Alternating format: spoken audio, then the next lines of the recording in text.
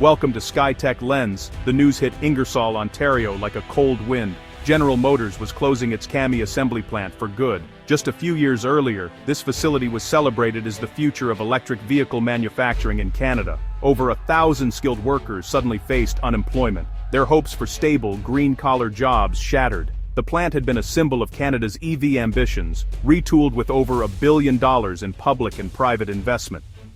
Workers had embraced change, learning new skills to build BrightDrop electric vans, only to be told their work was no longer needed. Earlier in the year, GM had paused production, blaming slow demand, but promised a restart. That hope vanished with the permanent closure. For Ingersoll, this wasn't just lost jobs, it was a broken promise that rippled through families, businesses, and the entire community. Generations had relied on the plant. Now, mortgages, education plans, and futures were in jeopardy. Local businesses braced for the fallout, knowing the plant's ecosystem supported much of the town. A partnership built on public trust and investment had been rescinded, leaving Ingersoll to pick up the pieces. The closure cast a shadow over Canada's EV strategy and left a deep wound in the heart of the community. The closure wasn't just a business decision, it was triggered by a seismic political shift in the U.S. The return of a Trump administration brought a 25% tariff on Canadian electric vehicles, gutting the business case for Ingersoll's BrightDrop vans. Simultaneously, U.S. Congress let key EV tax credits expire, making Canadian-made vans far more expensive for American buyers. The result? A perfect storm that made the plant's business model untenable. Canada's stable, long-term industrial strategy clashed with America's abrupt policy changes, creating massive uncertainty for cross-border manufacturers. UAW strikes and internal U.S. instability only added to the chaos, making Canada's calm look attractive, but not enough to save a plant dependent on U.S. customers. For Ingersoll, the political storm next door was devastating. The plant's fate was sealed not by local failure, but by the unpredictable winds of U.S. politics. Canada's stability couldn't shield the community from the fallout of decisions made in Washington. With tariffs and lost tax credits, GM saw no way forward for the Ingersoll plant. The vans were now too expensive for their only real market, and unsold inventory piled up. The decision to close was cold, logical, and devastating. 1,200 unionized workers, who had adapted to the EV transition, were left angry and betrayed. The closure threatened to turn Ingersoll into another casualty of deindustrialization. GM's offer of 6 months' pay was a small comfort against the loss of identity and purpose. The mothballed plant offered a faint hope for the future, but few believed it would return. The shutdown was a harsh reminder of Canada's vulnerability to U.S. policy shifts. Canada's response was measured and strategic, not reactionary. Instead of retaliating, federal and provincial leaders activated a pre-planned industrial shock absorber. A $5 billion federal fund and $450 million in Ontario support were deployed to help workers and industries adapt.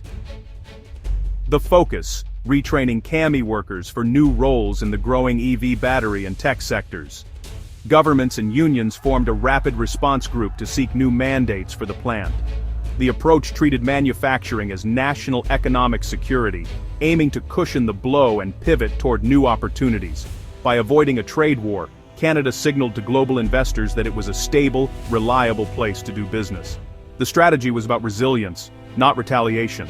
Canada's calm, coordinated response set it apart on the world stage. The shock absorber strategy was the result of years of planning to future-proof Canada's industry. Since 2020, governments had attracted $46 billion in EV and battery investments by promising stability and support. The Ingersoll closure tested this system, and it worked. Displaced workers were quickly connected to retraining programs linked to new battery plants in St. Thomas and Windsor. Federal funds helped parts suppliers retool and find new markets, reducing dependence on the U.S. The approach built a more robust, diversified auto sector, ready for future shocks. Canada's reliability reassured multinational investors, even as U.S. policy grew unpredictable.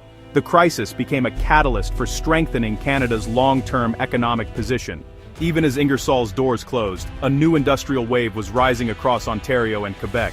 Billions in new investments from Volkswagen, Stellantis, Honda, and others were transforming the region into an EV and battery powerhouse. Volkswagen's $7 billion gigafactory in St. Thomas, and Nexstar's battery plant in Windsor were already creating thousands of jobs. Honda's $15 billion supply chain project and GM's cathode plant in Quebec signaled a shift. Canada was moving up the value chain. No longer just assembling vehicles, Canada was now a leader in battery manufacturing and materials processing. The new supply chain created high-value jobs and made the country less vulnerable to the loss of a single plant. The EV transition was accelerating, and Canada was at its heart. The closure of one plant couldn't stop the momentum of a much larger transformation. Canada's EV future was being built, one investment at a time. The BrightDrop closure exposed a flaw: EVs struggled in Canada's cold. Batteries lost up to 39% of their range in winter, a major problem for fleets. Canadian researchers and startups seized the challenge, developing cold-resistant battery chemistries. By 2026, McMaster University led a breakthrough lithium metal batteries that retained 85% of their range at 20 degrees Celsius. Startups like Northern Cell began pilot production, and hydrogen fuel cell projects gained traction for cold weather transit. Canada turned its climate into a competitive advantage, exporting cold-weather EV tech worldwide.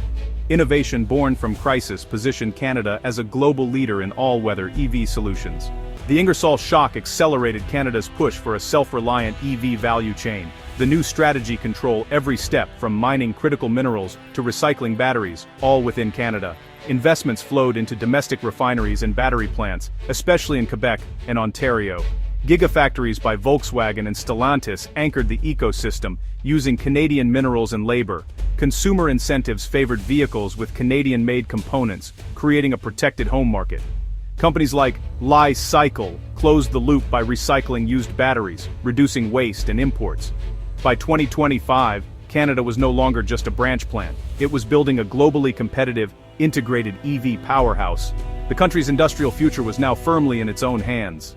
Canada's response to the GM crisis proved the value of foresight and stability. Instead of panic, the country doubled down on its long-term plan, turning crisis into opportunity. The shock absorber system, years in the making, protected workers and steered the economy toward new growth. By moving up the value chain and investing in innovation, Canada secured a central role in the global EV transition. The country leveraged its resources, skilled workforce, and even its climate to build a durable advantage. Canada's journey offers a blueprint for resilience in a volatile world. By staying the course, Canada emerged stronger, more self-sufficient, and ready to lead the EV revolution. Thanks for watching. Subscribe the channel for more updates.